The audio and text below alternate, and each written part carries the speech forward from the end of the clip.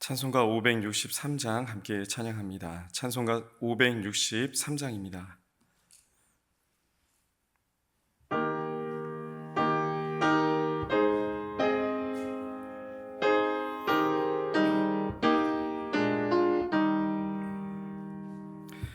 예수 사랑하심을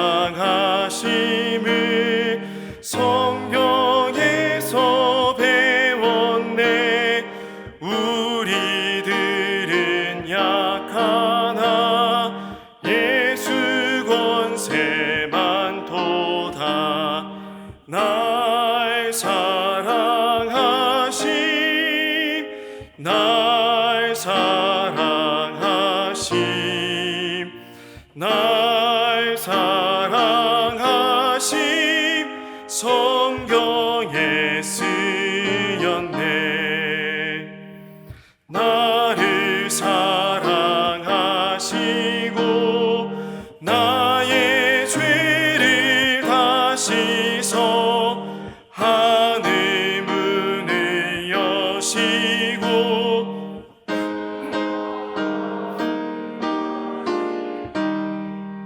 날 사랑하심 날 사랑하심 날 사랑하심 성경에 쓰였네. 내가 연약할수록 더욱 귀히 여기사 높은 보좌 위에서 낮은 나를 보시네. 날 사랑하심 날 사랑하심 날 사랑하심 성경에 쓰였네. 세상 사는 동안에 나와 함께 하시고 세상 떠나가는 날 천국 가게 하소서. 날 사랑하심 날 사랑하심 날 사랑하심 성경에 쓰였네.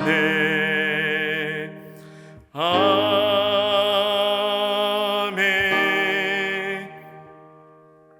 이 시간 함께 기도할 때 본격적으로 시작된 2학기의 많은 프로그램들을 놓고 기도하겠습니다. 이 모든 사역들이 하나님 은혜 가운데 하나님 주시는 평안과 기쁨을 누리는 프로그램들이 될 수 있도록, 사역들이 될 수 있도록 이 사역들을 진행하는 분들, 스태프들, 또 참여하는 모든 분들을 위해서 기도하겠습니다.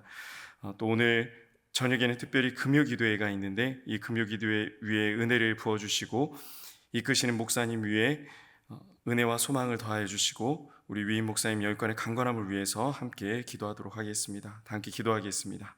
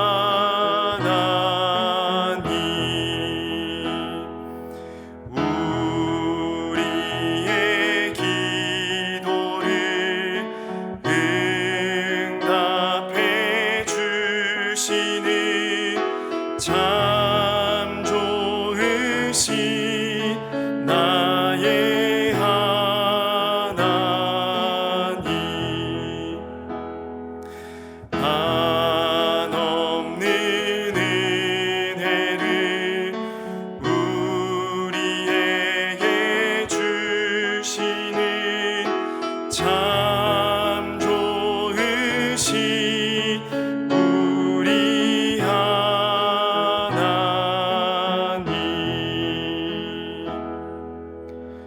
오늘 하나님께서 우리에게 주시는 말씀은 마태복음 22장 35절에서 40절까지 말씀입니다.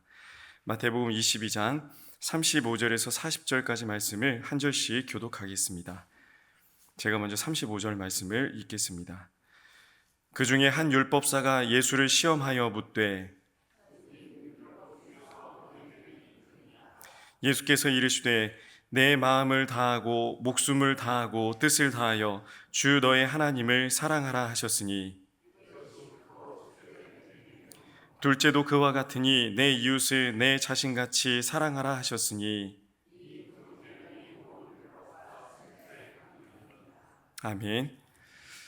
여러분에게 시간을 주고 나를 소개해 보세요라고 했을 때 자신 있게 소개하실 수 있으십니까? 나를 소개하는 거 쉬운 것 같지만 결코 쉽지 않습니다. 그래서 우리 청년들 보면은 이직을 하거나 취직을 할 때 자소서, 자기소개서에 공을 들이기도 합니다. 심지어는 돈을 지불하고 남에게 자소서를, 자기소개서 작성을 부탁하기도 한다고 합니다. 자기를 소개할 때 내 이름, 나이, 또 가족관계, 사는 곳, 취미, 관심 분야 이런 것들을 소개하죠. 또 내가 할 수 있는 것들, 특별히 내 특기를 소개할 때는 조금 보태기도 합니다. 내가 누구인지 아는 것 정말 중요합니다. 이것을 아는 사람과 알지 못하는 사람은 삶의 방향과 삶을 살아가는 힘이 아마 다를 것입니다. 무엇을 위해서 사는지, 어떻게 살아야 될지, 왜 살아가는지 인류는 오랜 시간 고민해왔고 이 고민을 철학이라는 이름으로 정리하기도 했습니다. 저마다 답을 내고 학파를 만들고 자신들의 주장을 펼치지만 공허합니다. 답이 없습니다. 사람은 왜 태어났고 왜 이 땅에서 존재하는지 계속해서 의문을 가지고 살아갑니다. 그런데 우리 믿음의 사람들에게는 너무나도 명확한 답이 있습니다. 바로 우리는 하나님의 영광을 위해서 살아갑니다. 우리는 하나님의 영광을 위해 하나님의 자녀로서 빛과 소금이 되어서 선한 행실로 하나님의 살아계심을 드러내며 살아갑니다. 하나님과 항상 동행하며 세상이 줄 수 없는 평안과 위로를 우리의 살아가는 모든 장소에서 누릴 수 있습니다. 그럼 우리는 하나님의 자녀로서 또 그리스도인으로서 믿음의 사람으로서 우리에게 주어진 삶의 자리에서 어떻게 살아야 될까요? 본문 말씀에서 우리 예수님께서는 이 대답을 명확하게 알려주시고 계십니다. 한 율법사가 예수님을 시험하려고 왔습니다. 본문 말씀 처음에 우리가 읽었듯이 율법사가 예수님을 시험해 보고자 왔습니다. 율법사는 율법에 아주 박식한 사람입니다. 어릴 때부터 율법을 배우고 익히며 지키는 데 충실했던 사람이었고 바리새인들 중에서도 율법사로 선택된 사람들은 매우 특별한 사람들이었습니다. 이런 율법사가 예수님을 시험하러 찾아와서 물어봅니다. 선생님, 율법 중에서 가장 큰 게 무엇입니까? 가장 중요한 게 무엇입니까? 아마 이 율법사는 예수님의 답변을 듣고 나서 그 후속 질문도 준비했을 것입니다. 예수님을 시험에 들게 하기 위해서였겠죠. 어릴 때부터 배우고 익히고 지켜왔던 자신의 전문 분야인 율법으로 예수님을 흔들어 보려고 했을 것입니다. 유대인들에겐 총 613개의 율법이 있다고 합니다. 그 중에 248개의 중요한 율법과 365개의 덜 중요한 율법을 구분했습니다. 그러나 이 기준은 당시 율법사들에게도 논쟁거리였습니다. 무엇이 중요하고 무엇이 덜 중요하냐, 이 기준이 참 모호했던 것이죠. 이 기준에 대해서 아마 논하려고 예수님께 시비를 걸려고 왔던 것 같습니다. 이 무엇이 어떤 율법이 가장 크냐는 질문에 예수님께서 어떻게 대답하셨습니까? 오늘 37절 말씀을 다시 한번 읽어보겠습니다. 마음을 다하고 목숨을 다하고 뜻을 다하여 주 너의 하나님을 사랑하라.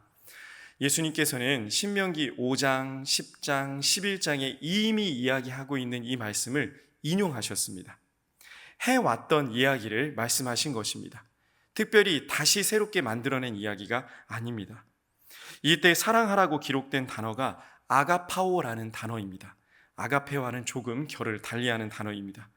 은혜에 대한 감사와 한없는 복종, 또 내면의 경의를 표현한 단어가 헬라어 아가파오입니다. 하나님께서 조건 없이 우리를 사랑하셨듯이 우리 또한 조건 없이 하나님을 사랑해야 되는데 참 이게 어려운 일입니다. 때로는 2000년 전의 십자가 사건이 지금 내 급한 일하고 무슨 상관이 있냐고 따져 물을 때도 있습니다. 이 귀하고 복된, 감히 우리가 갚을 수도 없는 이 사랑이 온 인류에게 주어졌으니까 나 한 명에게 오는 하나님의 사랑은 참 애매모호하게 여겨질 때가 있습니다. 1대1로 나를 만나주시고 1대1로 나를 사랑하시는 하나님은 조금 이해가 되지 않습니다. 하나님께서 우리에게 베풀어 주신 은혜는 셀 수가 없습니다. 특별히 우리에게 생명을 주셨습니다. 이 생명은 영생입니다. 감히 누구도 빼앗아갈 수 없는 사라지지 않는 사랑입니다. 우리에게 생명을 주시기 위해서, 우리를 살리시기 위해서 우리 하나님께서는 독생자 예수님을 죽이시기까지 내버려 두셨습니다. 우리 예수님께서 나의 하나님 어찌하여 나를 버리십니까? 라고 부르짖을 때도 나 때문에 이것을 그냥 내버려 두신 분이 우리 하나님이십니다. 우리는 우리의 생각과 상식으로 도저히 가늠할 수 없는 사랑을 받았습니다.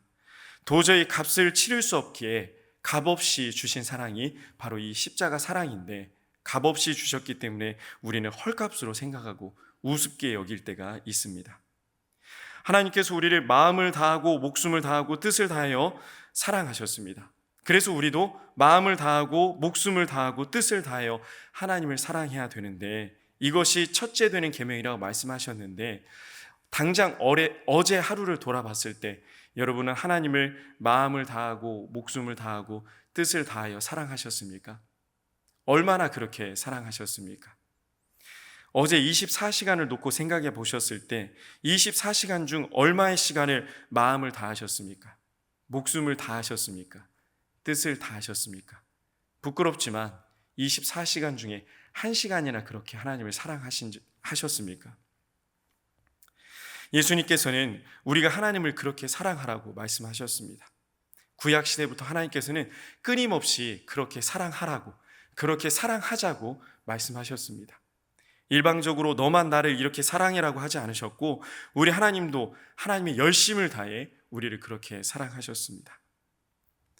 오늘 주어진 24시간은 어떻게 하나님을 사랑하시겠습니까? 부디 마음을 다하고 목숨을 다하고 뜻을 다하여서 우리 하나님을 사랑하는 우리 모두가 되기를 간절히 소망합니다. 우리 예수님께서 이렇게 첫째 되는 계명을 말씀하신 이후에 두 번째도 말씀하시는데요, 둘째도 그와 같다라고 말씀하십니다. 첫 번째, 두 번째가 아니라 첫째도 둘째도 같다라고 이야기해 주십니다. 가치의 순서가 아닙니다.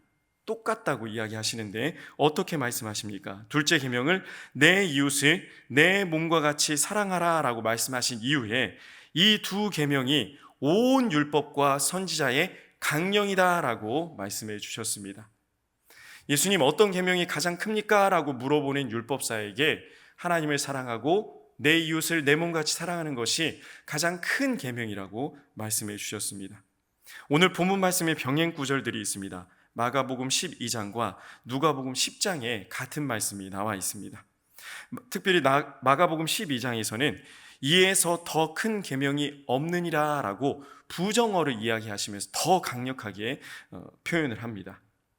누가복음에서 누가는 이 말씀 이전에 선한 사마리아 비유를 미리 제시하면서 이웃을 어떻게 사랑해야 되는지도 이야기하고 있습니다. 많은 교회들이 교회 입구에 하나님 사랑, 이웃 사랑을 붙여놓고 있습니다. 그리고 하나님 사랑과 이웃 사랑을 하는 교회가 되자고 열심히 사역을 합니다. 뜨겁게 예배하고 열심히 봉사하고 세상의 빛과 소금이 되어 하나님께 영광 올려드리는 하나님의 기쁨이 되기 위해서 시간을 들여, 물질을 들여, 마음을 들여 최선을 다하고 있습니다. 그런데 우리가 오늘 본문 말씀에서 놓치고 있는 중요한 부분이 있습니다.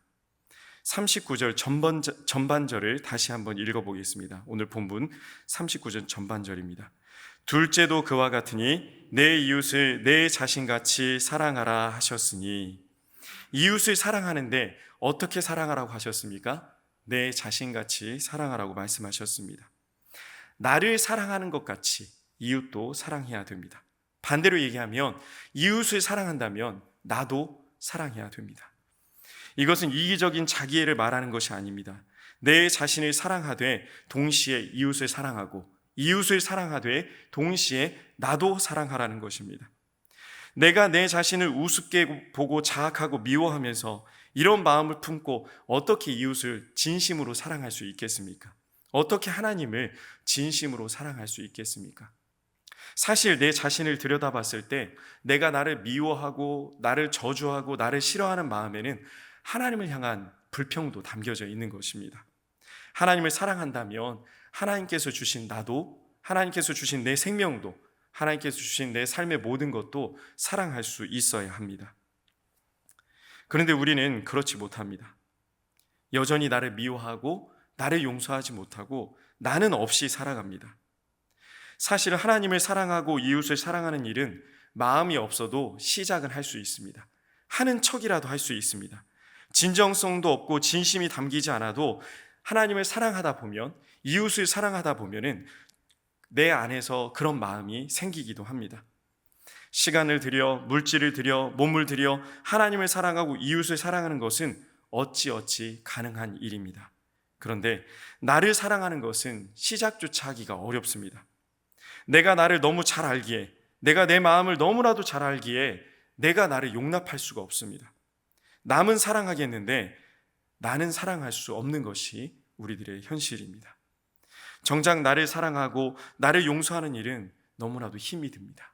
한번 나를 미워하기 시작하면, 한번 나를 용서하지 못하기 시작하면 다시 마음을 돌이키기가 참 어렵습니다. 정작 나 자신에 대해서 돌아볼 겨를도 없이 쉼 없이 우리는 사역하고 봉사합니다. 교회를 청소하고 교회 학교에서 봉사하고 각 지체에서 지회에서 봉사합니다. 식당에서 주차장에서 때로는 삽을 들고 괭이를 들고 먼지를 마셔가며 흙을 마셔가며 일을 합니다. 쉴 새 없이 일하고 있는 여러분, 정작 여러분 스스로는 여러분을 챙기고 있습니까? 여러분이 일하고 있는 그곳에 내가 있습니까? 생각해 본 적도 없고 생각하고 싶지도 않습니다. 머리가 복잡해지기 때문입니다. 우리는 이런 것에 익숙하지 않습니다. 어릴 때부터 나보다 남을 먼저 생각해라, 하나님의 영광을 위해서 살아라, 양보하고 희생해라, 이렇게 우리는 배워왔고 맞습니다. 그렇게 살아야 합니다. 자기 희생 너무나도 소중하고 복된 일입니다. 놀라운 일입니다. 이 희생 가운데 하나님의 은혜와 기적이 일어납니다. 그런데 그 희생 안에 나를 죽이고 나를 완전히 없애버린다면 도대체 하나님과 함께 교제해야 될 존재는 어디에 있습니까?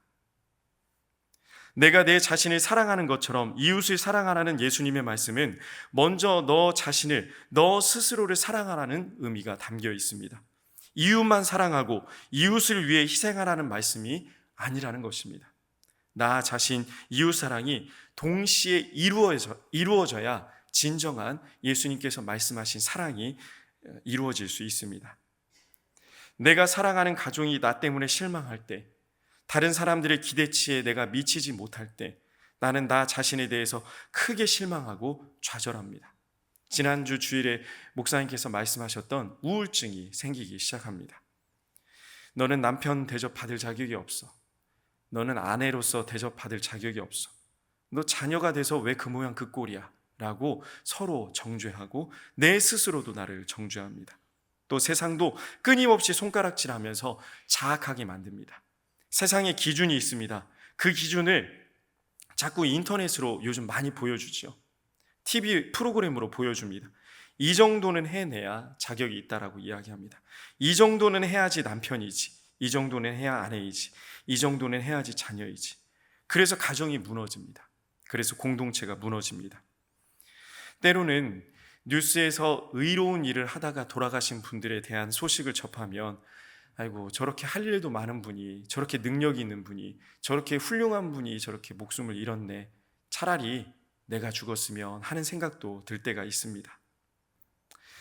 그것밖에 안 되냐고 자격을 계속해서 평가하고 재는 세상의 기준의 도마 위에 난도질하고 있는 이 가운데 우리는 하나님의 사랑을 놓치지 말아야 합니다. 나를 사랑하는 것을 놓치지 말아야 됩니다. 이웃을 사랑하는 것을 놓치지 말아야 됩니다. 하나님 사랑, 나를 사랑, 이웃 사랑, 이 세 가지는 항상 있어야 됩니다. 하나님께서 열렬히 사랑하시는 자녀들이 바로 우리입니다. 하나님께서 존귀한 면류관을 씌워주신 존재가 바로 나입니다. 우리의 신분은 이제 더 이상 종이 아니라고 말씀하셨습니다. 심지어 예수님의 친구라고까지 말씀해 주시지 않았습니까? 감히 우리가 어떻게 예수님과 친구가 될 수 있겠습니까? 그러나 하나님은 그렇게 여겨주십니다. 우리의 상식으로는 표현할 수 없는 표현으로 우리를 계속해서 사랑하십니다. 우리는 하나님의 자녀인 동시에 왕 같은 제사장입니다. 이제 어떻게 하시겠습니까? 오늘 문을 나서는 순간 또 나 자신을 세상의 기준으로 깎아내리고 미워하고 학대하시겠습니까? 아니면 하나님 사랑, 이웃 사랑, 그리고 나 자신을 사랑하며 살아가시겠습니까? 이것이 우리 하나님께서 원하시는 가장 큰 계명입니다.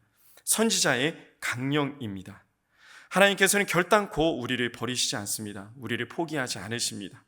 기준을 세워놓고 우리를 사랑하시는 하나님이 아니라 우리의 있는 모습 그대로 사랑하는 하나님이심을 믿고 여러분도 여러분 스스로를 용납하십시오. 여러분도 여러분 스스로를 사랑하십시오. 그리고 그 사랑으로 하나님을 사랑하고 이웃을 사랑하십시오. 우리의 인생이 얼마나 더 계속될지 모르겠습니다. 남은 인생 동안 여러분 스스로의 마음 가운데 사랑을 듬뿍 품고 살아가시기를 주님의 이름으로 간절히 소망합니다. 우리 함께 기도하겠습니다. 사랑의 하나님 아버지, 은혜를 감사합니다. 오늘도 새벽을 깨우게 하시고 우리가 하나님의 사랑받는 자녀임을 다시 한번 알게 하심에 감사합니다. 우리를 실망하게 하고 포기하게 하려는 세상의 기준과 평가에 휘둘리지 않게 하시고 오직 우리에게 주신 말씀 위에 굳게 서서 하나님의 사랑 가운데 하나님을 사랑하고 이웃을 사랑하고 나를 사랑하는 우리 모두가 되게 하여 주시옵소서. 그렇게 사랑을 마음 가운데 듬뿍 담아 하나님 주시는 평안과 기쁨으로 살아가게 하여 주시옵소서. 이제는 우리 구주 예수님의 은혜와 우리 하나님의 극진하신 사랑하심과 성령님의 감동, 감화, 교통, 위로 충만하심이 하나님 사랑, 이웃 사랑, 나를 사랑하며 살기로 결단하는 승리의 모든 성도님들 위해 우리의 가정과 직장과 사업장과 자녀들 앞날 위해 이제로부터 영원토록 함께 하시기를 간절히 축원하옵나이다. 아멘. 이어서 기도하실 때 오늘 주신 말씀을 기억하면서 이 사랑을 품고 사랑하는, 특별히 나 자신도 사랑할 수 있는 용납의 마음, 용서의 마음을 허락해달라고 기도하시기 바랍니다. 또 여러분 가지고 나오신 간절한 기도의 제목을 놓고 계속해서 기도하겠습니다.